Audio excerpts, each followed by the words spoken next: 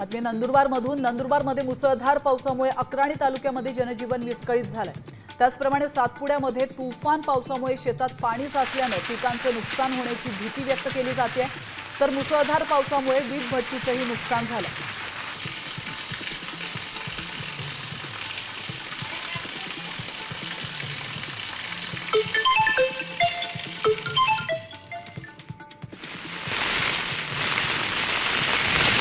शहापूरमध्ये रस्ता नसल्याने गरोदर महिलेला चक्क झोळीतून रुग्णवाहिकेपर्यंत नेण्याची वेळ आली आहे। नडगाव ग्रामपंचायत हद्दीतील चाफेवाडी या ठिकाणी जाण्यासाठी रस्ता नाहीये।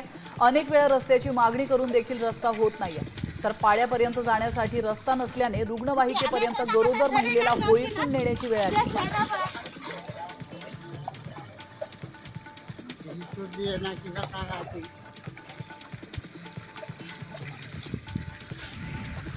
आगारातील चालक आणि वाहकाचा मनमानी कारभार समोर आलाय। बस थांब्यावर बस न थांबवता 200 मीटर पुढे थांबवल्याने प्रवाशांची धावपळ झाली आहे। तर बस चालक जगदीश वाघ याला कारण विचारलं असता वेगवेगळी कारणं चालकानं दिली आहे। त्यामुळे प्रवाशांना मात्र नाहक मनस्ताप सहन करावा लागला।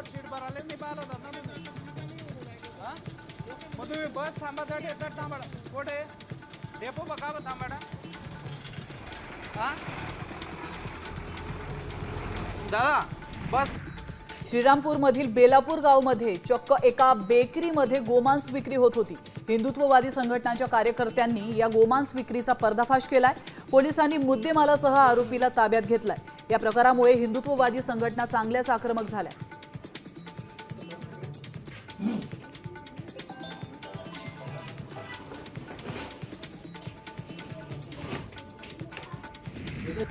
साई संस्थाने शिर्डीमध्ये ब्रेक दर्शन व्यवस्था लागू केली आहे। त्यानुसार शिफारस दर्शन आता ठराविक वेळेतच घेता येणार आहे। सकाळी 9 ते 10, दुपारी 2:30 ते 3:30 आणि रात्री 8 ते 8:30 या वेळेतच व्हीआयपींना दर्शन घेता येणार आहे। या ब्रेक दर्शन व्यवस्थेतून अतिमहत्त्वाचे व्यक्ती आणि मोठ्या देणगीदारांना मात्र सूट देण्यात आली आहे।